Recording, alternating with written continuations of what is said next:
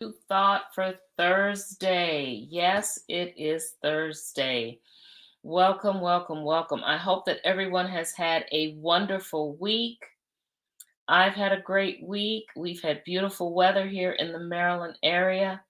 I hope that you have been able to accomplish all the things that you've wanted to do this week, that you've been able to see the people you've wanted to see, that you have been able to just have your plans work the way that you've desired for them to work. And if they haven't, well, guess what? You get another chance to do it.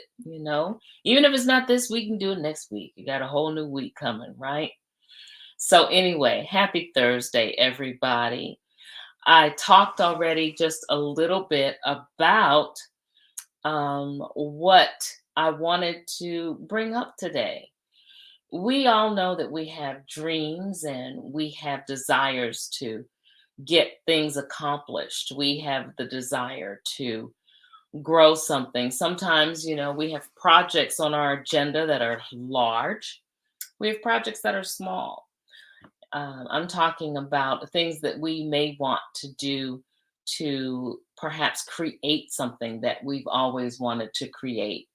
Perhaps it's something that we want to do that involves starting a business that we want to start up, or continuing a business that has been left to us by someone.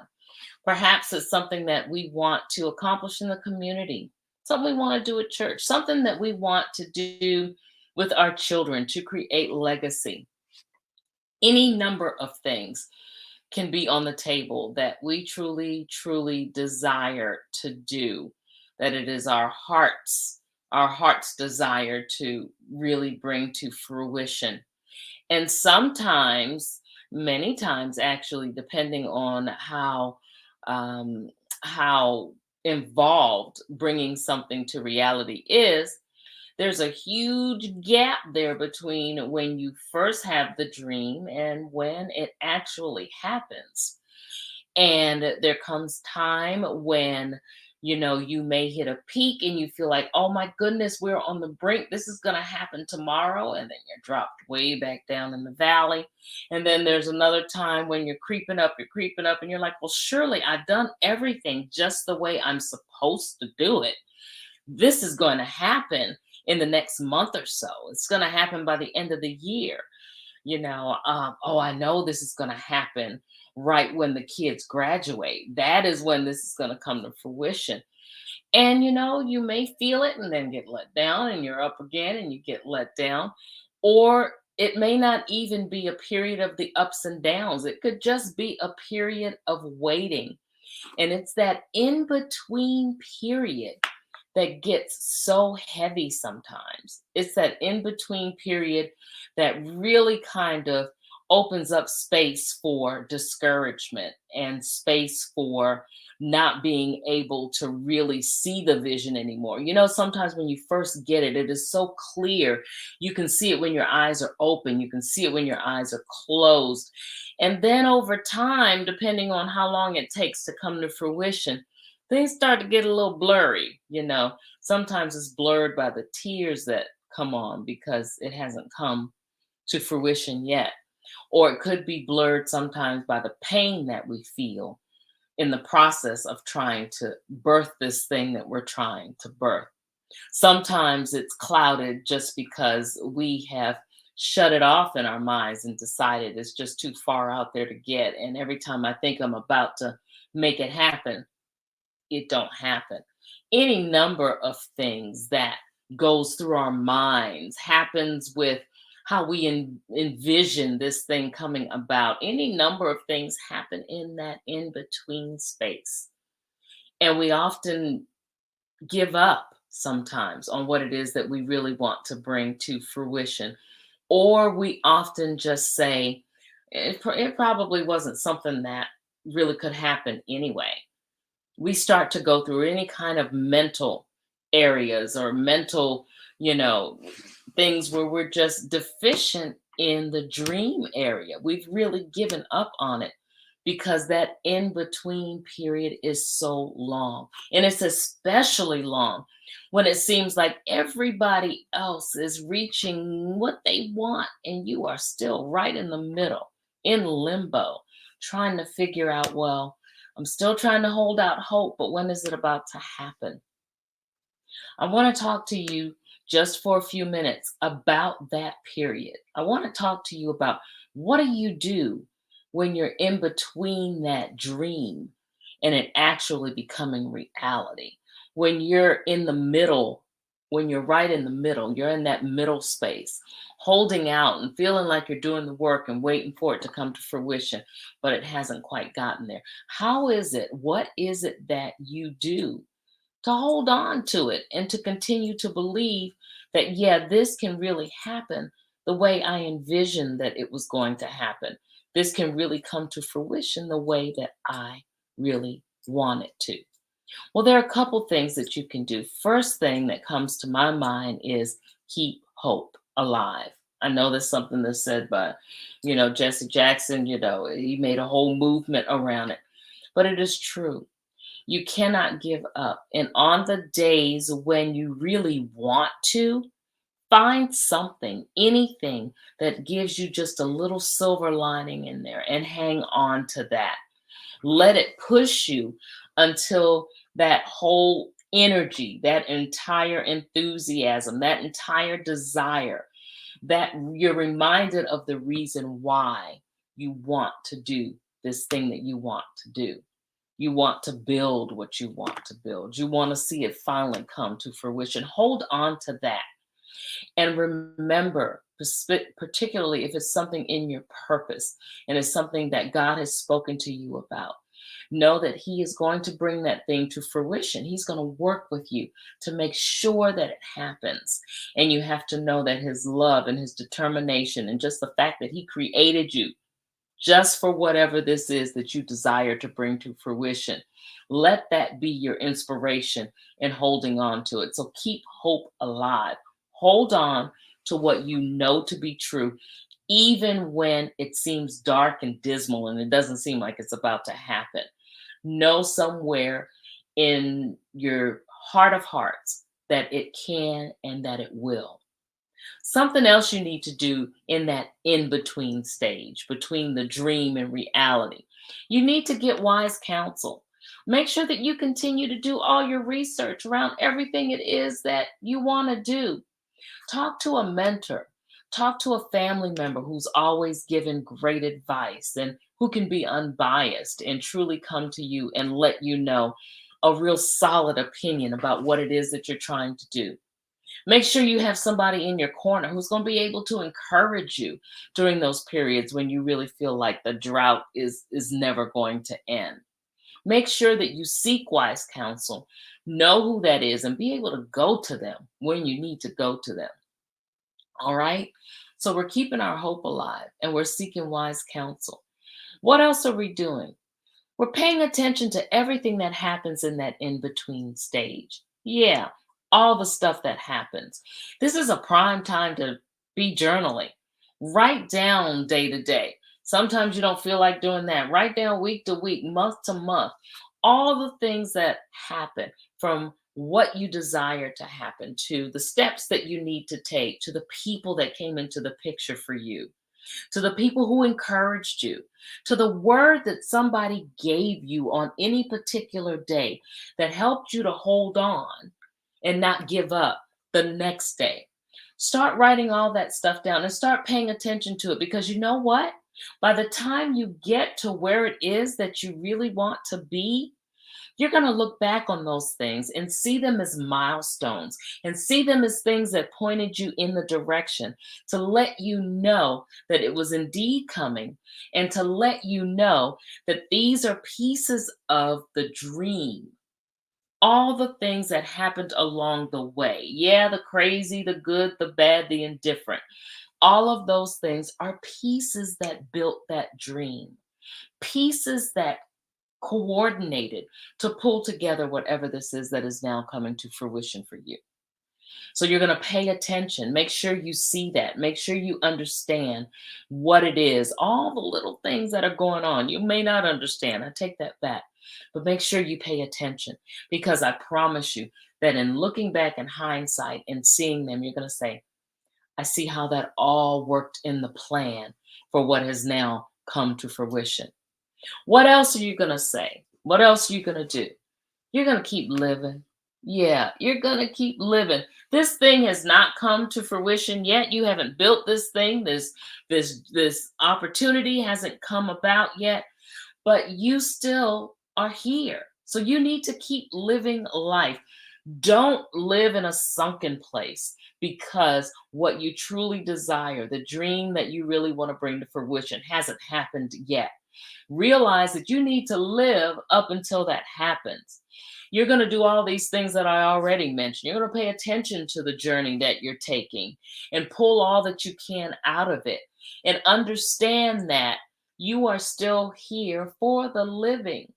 Just because life doesn't quite look the way you want it to, that doesn't mean you are devoid of life. You still have life, and you need to live it to the fullest.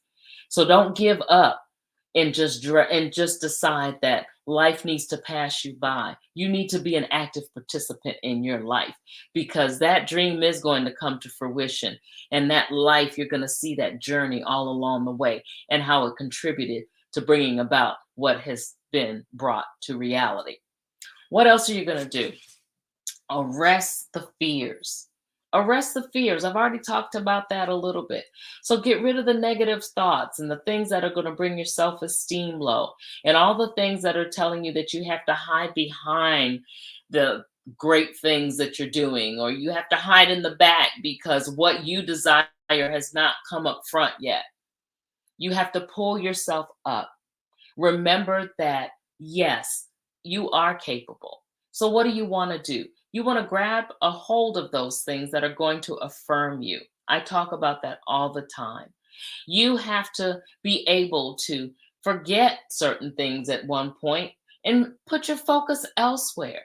Don't dwell so much on the fact that you're in the middle, because dwelling there is going to make you fear being in the middle and going to convince you that nothing is going to turn the way that you want it to turn.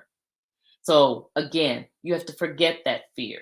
Keep moving. Do the things that are needed to be able to pull you out of the place where you're saying negative things, out of the place where you don't believe in yourself, out of a place where you don't believe in others. Yeah, people give up on other people too when they really want something and it hasn't happened yet.